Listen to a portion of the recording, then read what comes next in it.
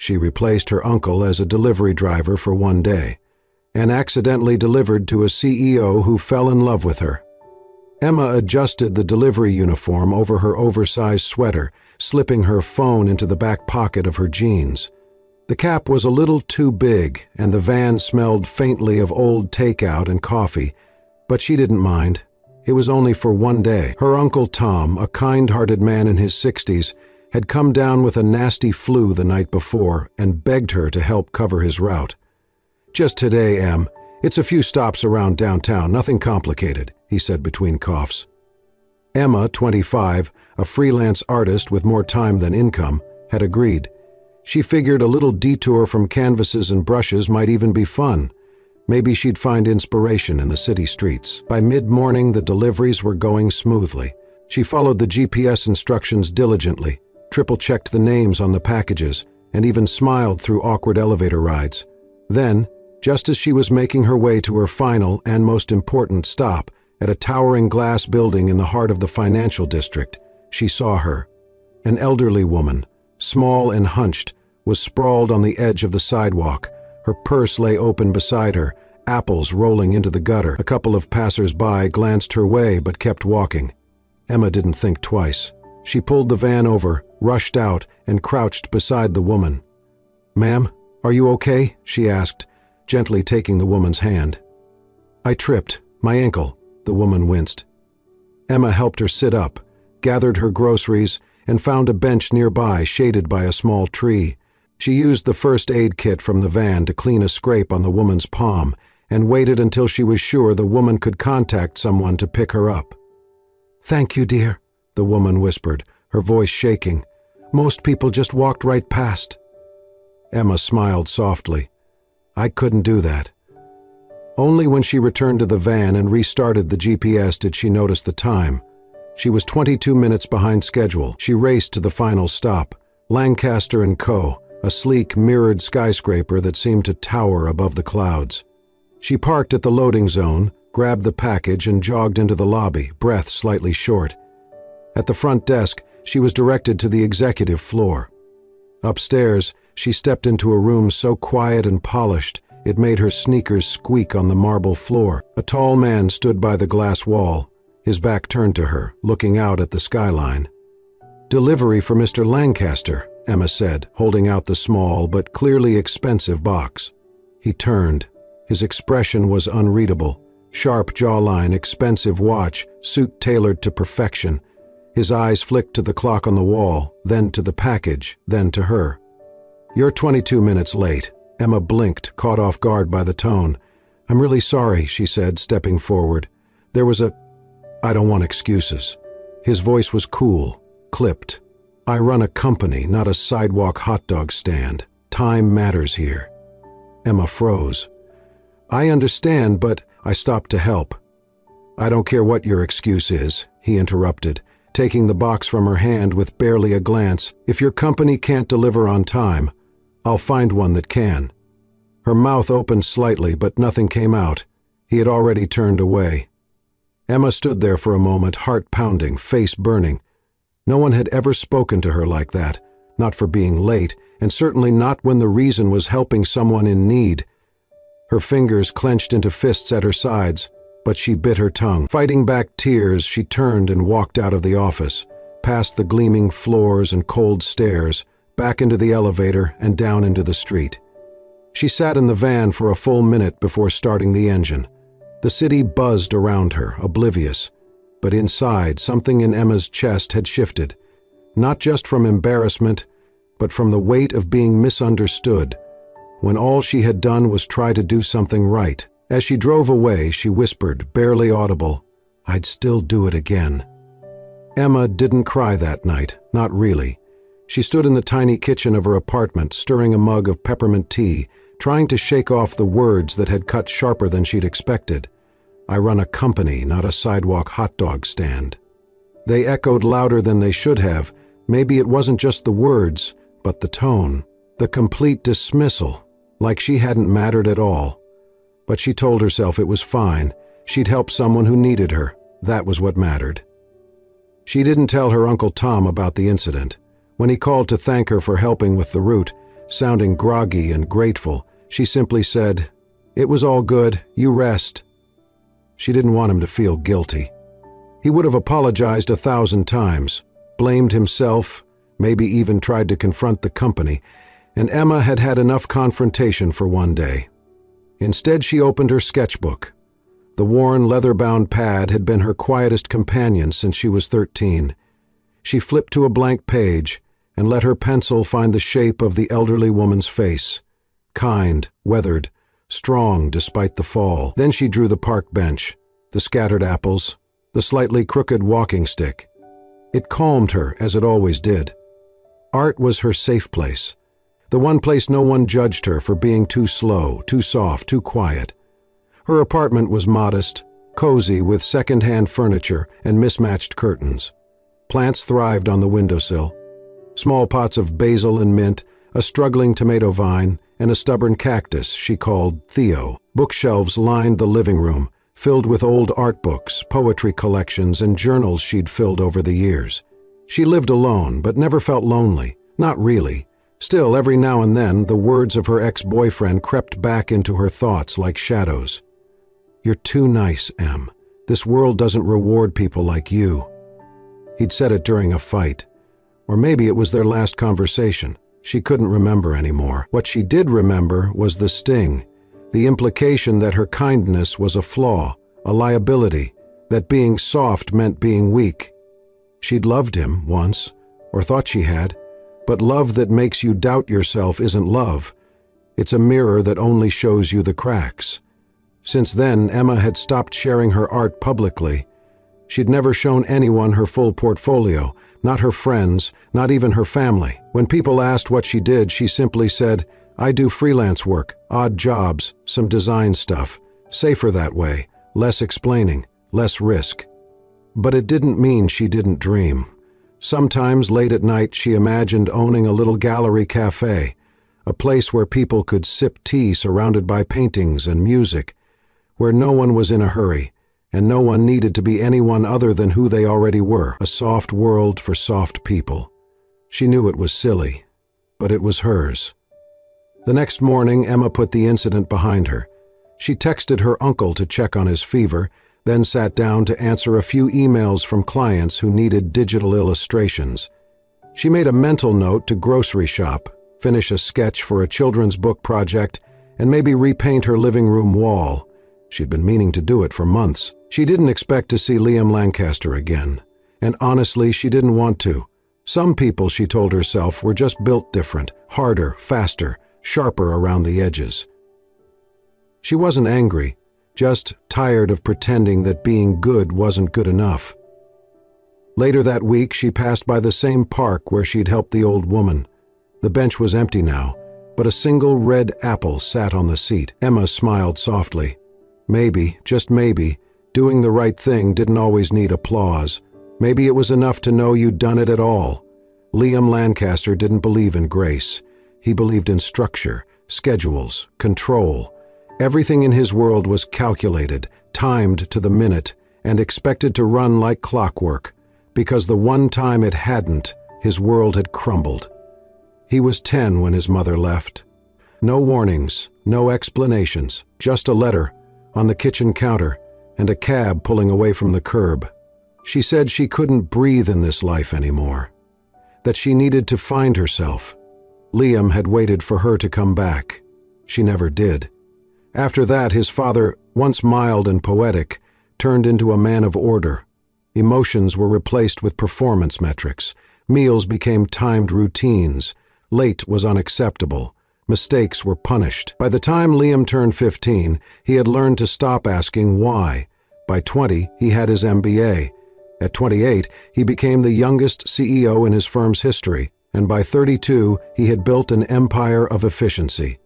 Everyone knew his rules: 5-minute grace period, 0 tolerance for excuses, and if you couldn't keep up, you were out. He didn't do personal, he didn't do messy, which is why, days after the incident with the delivery girl, he was still thinking about her. And it annoyed him. He didn't even know her name, just the look in her eyes when he dismissed her. Surprise, shame, and something else.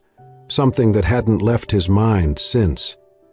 He'd asked his assistant on a whim to pull footage from the lobby cameras that day. He told himself it was to verify the delay, standard protocol. But when the video played, something in him cracked. There she was, stepping out of the elevator, clutching the package, breathless. And then the security footage from outside, synced by timestamp. Liam watched as the young woman kneeled beside an elderly woman collapsed on the sidewalk, helping her sit up, retrieving her groceries, gently wiping her hand with something. Was that a tissue? A handkerchief? The whole sequence lasted maybe 7 minutes. Then she sprinted back to the van, eyes wide with worry. She had stopped to help someone. That's why she was late. Liam leaned back in his chair, stunned by the weight of what he saw and what he'd said to her. "I don't pay for excuses." The words echoed bitterly now. She hadn't defended herself, not once. She'd tried to speak, he remembered that now, but he hadn't let her. He had written her off the second she'd been late, and she had walked away. No anger, no demands, just walked away. He watched the footage again and again. There was something about the way she helped that woman, no hesitation, no performance, just quiet urgency, a gentleness that didn't need an audience. It reminded him of someone he used to know, before life became about margins and meetings, before he learned to put walls around everything that could hurt him. His father would have scoffed. Kindness is a luxury, he used to say. Liam used to believe that too, but now he wasn't so sure. For the first time in years, he felt wrong. Not just about a business transaction, but as a man. He stared at the paused image on the screen. Emma crouched beside the elderly woman, hand outstretched, sunlight catching in her hair. He whispered to no one. She didn't explain, but she deserved to be heard. He closed his laptop, and for the first time in a long time, he wondered what it might feel like to listen. The call came just after dawn. Emma's phone buzzed with a number she didn't recognize, and her heart sank when she heard the nurse's voice on the other end. "Your uncle's fever has spiked. He's being admitted for observation. Nothing too alarming yet, but he'll need to stay for a few days." By mid-morning, Emma was in her uncle's apartment, slipping back into the too big uniform and scanning the updated delivery log. She'd only planned to help once, but now, well, she couldn't just leave him short-handed. "You sure you can handle it?" Tom asked hoarsely over the phone from his hospital bed. Emma smiled through the worry tightening her chest. "Don't worry, I've got it covered." The route was familiar now. She zipped through the first few deliveries with ease, even found herself humming softly behind the wheel.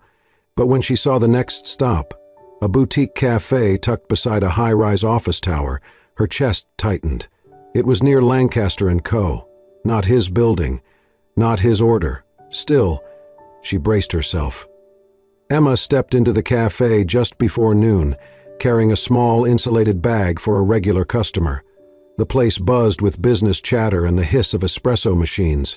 She was scanning the crowd for her contact when a familiar voice caught her off guard. "Excuse me." She turned, and there he was, Liam Lancaster. Out of his suit jacket, sleeves rolled up, eyes not sharp or annoyed, but hesitant. "Hi," he said. Emma blinked. "Hi."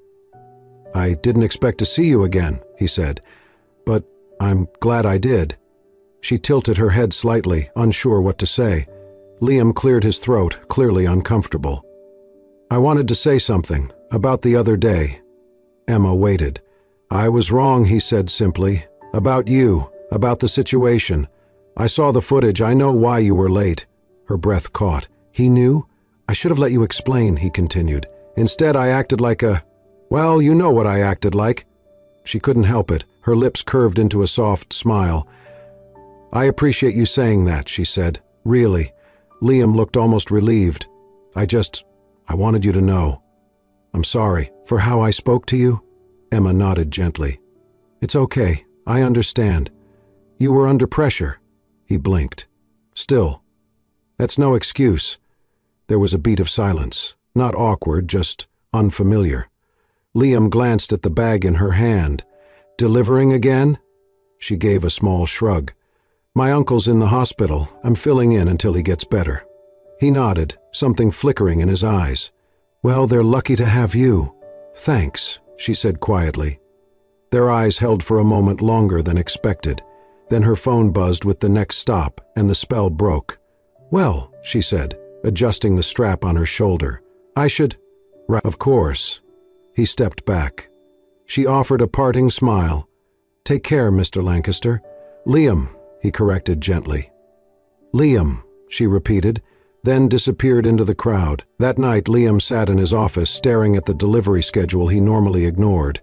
It was silly, ridiculous even, but he found himself scanning for the same delivery service, wondering if she'd be assigned to another stop in the area, wondering if he'd see her again, and for the first time in years, he hoped for a delay, just long enough to say hello.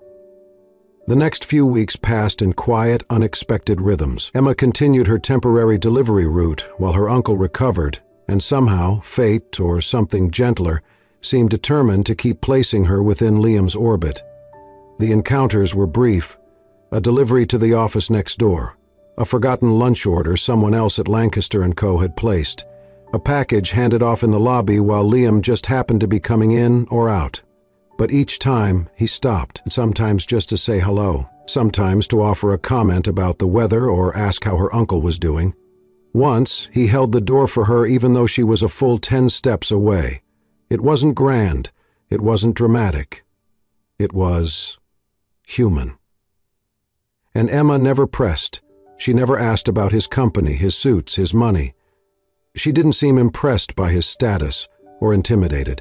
She smiled, nodded, offered him a warm "take care" or "have a nice day," like she would anyone else. It was disarming, and Liam didn't know what to do with that. He began to notice things: how her eyes lit up when she talked about a book she'd just finished, how she always paused for a moment when stepping out into the evening light, as if collecting something sacred from the sky, how she carried a thermos in her bag and once, when he looked a little too cold standing outside, offered him a small cup of homemade ginger tea without saying a word. "You always carry tea around?" he asked that day, amused and touched. Emma shrugged. "Helps with the cold, and some days just need something warm." She had a way of saying simple things that stayed with him far longer than they should. One afternoon she arrived at the building with a familiar brown parcel. She looked hesitant. "This isn't a delivery," she said. "Just something small." She reached into her bag and pulled out a tiny handmade keychain, braided leather, a simple charm in the shape of a crescent moon. "I make these when I can't sleep," she said, offering it in her open palm. "I have too many at home. This one felt like yours." Liam blinked, caught off guard. "You made this?" She nodded. "It's not much, just a thank you for that day at the cafe when you apologized." He took it slowly, as if afraid to break it. "Thank you," he said, voice low. "No one's ever given me something like this. It's just a keychain." "It's not just anything." She blushed, then laughed softly, brushing a strand of hair behind her ear. He didn't know what to say next, and she didn't wait for him to find the words. "Have a good day, Liam." And just like that, she was gone again. That night, he placed the keychain on his desk. He stared at it longer than he meant to. It wasn't expensive. It wasn't sleek or polished. But it was made with care, and something about that, the time, the thought, the quiet kindness, it undid something in him. For so long, Liam had believed he had to be perfect to be respected, polished to be valued, impeccable to be worthy. But with Emma, none of that seemed to matter. He didn't feel the pressure to impress. He didn't need to perform. With her, he didn't have to be Liam Lancaster, CEO. He could just be Liam, and for the first time in his adult life, that felt like enough. The absence was small at first, barely noticeable in the whirl of meetings and reports. Then came the second day, the third. By the end of the week, Liam found himself watching the clock near the lobby window around noon, wondering if he'd see that familiar delivery van pull up. It never did. He called down to reception. "Has the delivery service changed?" "No, sir," the receptionist replied. "Same company, but the girl, Emma, I think, hasn't been in. We heard she was in an accident." Liam's chest tightened. "What kind of accident?" Not serious, just a minor car crash, but she's taking a few weeks off to recover." He hung up without responding. That night, he couldn't focus. He skimmed emails without absorbing them, left his dinner half-touched, and found himself pulling up the delivery company's main line on his phone. He didn't know what he planned to say, only that he had to know if she was okay. When he finally called, a tired but friendly voice picked up. "Emma? Oh, she's all right," said the woman. "Just a sprained wrist and some bruises. Poor thing got hit by someone running a red light. She's resting. Drawing again, thank goodness. Drawing, of course." Liam thanked the woman and asked, somewhat sheepishly, if he might have the company's official return address. "To send a get-well package," he added, though he wasn't sure he would. The next afternoon he drove there himself. The building was older, tucked between a bookstore and a laundromat. A soft gold bell jingled above the door as he stepped inside. Boxes lined the front counter. A bulletin board displayed hand-drawn notes and community flyers, and there she was, behind the desk, her right arm in a cast, a pencil loosely held in her left hand. She didn't see him at first. He froze. Her sketch pad was open on the counter, a soft sketch blooming across the page, half-finished but unmistakably hers. Loose lines, light shading. It was a rooftop. A figure leaning against a railing, the outline of the city behind. It was him. Liam cleared his throat gently. Emma looked up, for a heartbeat, surprise flickered in her eyes. Then she smiled, softly, shyly. "Hi." "You're drawing left hand," he said. "I'm learning," she replied, holding up her cast. "My right arm's on strike." "I heard about the accident. I wanted to check on you." She nodded. "I'm okay, just sore. And slower than usual." "You scared me," he said before he could stop himself. She blinked. "I did? I kept waiting for you to show up." He paused. "I think I forgot what it felt like to miss someone." Emma didn't speak for a moment. Then she gently closed her sketchbook. "I won't be delivering anymore," she said. "Uncle Tom's almost back on his feet, and I think I need to focus on other things." He nodded slowly, trying not to let the words settle too deeply. "That makes sense," he said. She tilted her head. "I don't know how to say this right," he admitted, "but the days felt different when you were around. Better." Her smile was sad but warm. "That's kind of you. It's true." There was a long silence, filled with everything neither of them could quite say. Emma finally spoke. "You know, I used to think being kind made me easy to forget, but lately I've been thinking, maybe it just makes you easier to remember, too." Liam looked at her, this girl with a broken wrist, a quiet smile, and a heart that still radiated warmth even after being bruised. And something in him cracked. He didn't want her to become another almost, in a life full of strict timelines and controlled goodbyes. He wanted more time, more chances. But for now, all he could do was nod. "Take care of yourself," he said. "You too," she replied. He stepped outside, the bell jingling softly behind him. That night, Liam lay awake long after midnight, the moonlight casting faint lines across his bedroom ceiling. He turned the small leather keychain over in his hand, tracing the braid with his thumb. For the first time, he realized he wasn't afraid of being alone. He was afraid of losing the one person who'd never once asked him to be anything but himself. A week after their last conversation, Emma received a small white envelope in her mailbox. No logo, no bold letters, just her name written in clean, careful handwriting. Inside was a formal invitation to an upcoming charity art exhibition hosted by Lancaster & Co. The venue was a repurposed warehouse turned gallery space. The theme centered around art as healing, and on the back of the invitation, a short handwritten note. "If you're free that night, I'd be honored if you'd come. Liam." Emma stared at the paper for a long time. It had been a quiet week. She was still adjusting to life off the road, spending more time with her sketchbooks, more time with herself. She hadn't expected to hear from him again, at least not like this. Still, curiosity, and something warmer, led her there. The gallery buzzed with soft music and gentle conversation. Canvases lined the walls, works from local artists, hobbyists, and even anonymous submissions from children's hospitals and therapy centers. The air smelled faintly of lavender and paint. Emma wandered slowly, hands folded in front of her. And then she saw it. A small painting in a muted wooden frame. Her own. One she had nearly thrown away months ago. A blend of sunrise colors, the silhouette of a figure sitting on a rooftop, watching the world quietly unfold.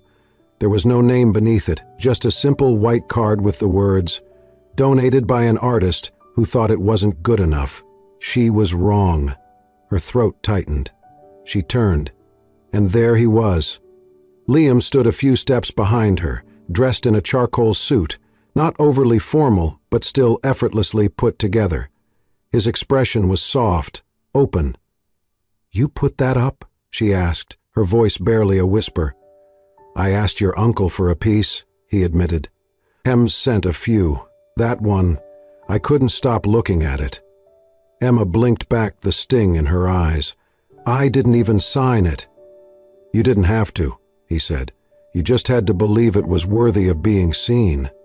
She looked at the painting again, then at him. "Why?" she asked. "Why go through all this?" He exhaled slowly. "Because you reminded me that the world doesn't need more perfection. It needs more people who care, who pause, who choose kindness even when no one's watching." He stepped closer. "And because," he added, "I wanted to give you something that wasn't about fixing, but about being with." Emma felt her heart thud.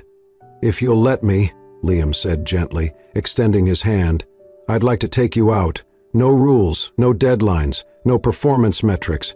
His smile curved slightly. "Just a date. No time limit." She stared at his hand, then back at his eyes, and for once, she didn't feel the need to overthink. She reached forward, placing her hand in his. "I think I'd like that," she said. 1 year later, the little corner studio on Maple Street was filled with light. Sunlight streamed in through wide windows, casting warm patterns across easels and canvas, worn wooden floors and jars of paint-stained brushes. Laughter echoed gently from the back room, where a group of teenagers were setting up for that day's workshop. Emma moved through the space with the quiet authority of someone who had finally stepped into her own skin. She wore an apron splattered with color, her hair tied up loosely, a smear of blue on her cheek she hadn't yet noticed. The studio, Lighthouse Arts, had opened its doors that spring as a place for community, creativity, and healing. It was part gallery, part classroom, part sanctuary, and at the heart of it all, Emma. It hadn't been easy. She had doubted herself 100 times, worried she wasn't qualified, wasn't brave enough. But every time she faltered, she remembered that gallery night. The way Liam had looked at her painting, the way he had looked at her, and he hadn't stopped looking. In quiet ways, he'd stayed. He didn't try to run the show. He didn't write big checks or try to put his name on anything. Instead, he showed up early some Saturdays to set up chairs, brought her coffee when her hands were full, and stood at the back of the room during every workshop, just to be near. Sometimes, he'd sit beside the kids and doodle stick figures with them. Sometimes, he'd just watch her, like she was the most beautiful thing he'd ever seen. He still ran a company, still wore suits and carried a calendar that ticked down to the minute. But around her, he moved slower, softer. Today was the official grand opening of the studio's community program. The place was packed with local artists, families, donors, and friends. Fairy lights lined the walls. Easels displayed student work. There was lemonade and cookies in the back. Emma stood at the front of the room, heart fluttering with nerves, as she prepared to say a few words. Liam caught her eye from the front row, where he sat beside her Uncle Tom, healthy, beaming, proudly wearing a studio volunteer button. Emma took a breath. "Hi, everyone," she began, her voice steady but warm. "Thank you so much for being here." She paused, glancing around at the faces in the room. "This studio wasn't born out of confidence," she continued. "It was born out of fear. Fear that I wasn't good enough, that I'd always be behind, always be too soft for a world that moves too fast." There were a few murmurs of quiet agreement. She smiled gently. Some of you know this, but a year ago, I was helping my uncle deliver packages, and one day I was late, 22 minutes to be exact, because I stopped to help an elderly woman who had fallen. She glanced at Liam, who sat still, listening. I got yelled at for it, pretty harshly. Laughter rippled softly through the crowd. But that same person, she said, eyes resting on him now, was also the first person to look at one of my paintings and say the words I didn't even know I needed. You're good enough. Her voice wavered slightly, but she held steady. And now here we are. She spread her hands toward the space around her. The art, the people, the light. This place is proof that kindness makes ripples, that pausing to care, even when it's inconvenient, can change someone's whole story. The applause that followed was warm and thunderous. Emma stepped down from the makeshift stage, cheeks flushed. Liam met her near the edge, eyes full of emotion. He took her hand in his without a word, and then with a smile only she would understand, he said, You once brought light to a stranger on the street. Now you bring it to me, every day. Emma squeezed his hand, her voice barely more than a whisper. I'm not afraid of being seen anymore. He kissed her forehead softly. Good, he said, because I don't think I'll ever stop looking. And in the middle of the crowded studio, surrounded by paint and light and laughter, they stood together, not perfect, but complete. Sometimes, love doesn't arrive with grand gestures or perfect timing. Sometimes it shows up 22 minutes late, but it stays. In a world that moves too fast, kindness is still the bravest choice, and seeing someone not just for who they are on paper, but for who they are in their quietest moments, can change everything. Emma didn't need to be perfect. She just needed someone who chose to stay, and Liam didn't need to be saved. He just needed someone who reminded him how to feel. If this story touched your heart, don't forget to like, comment, and subscribe to Soul-Stirring Stories, where we tell emotional, real, and unforgettable tales that remind you, sometimes being soft is the strongest thing you can be. Hit the bell icon so you never miss a story that stirs your soul. Thank you for watching, and always remember, you are enough, even if no one has said it yet.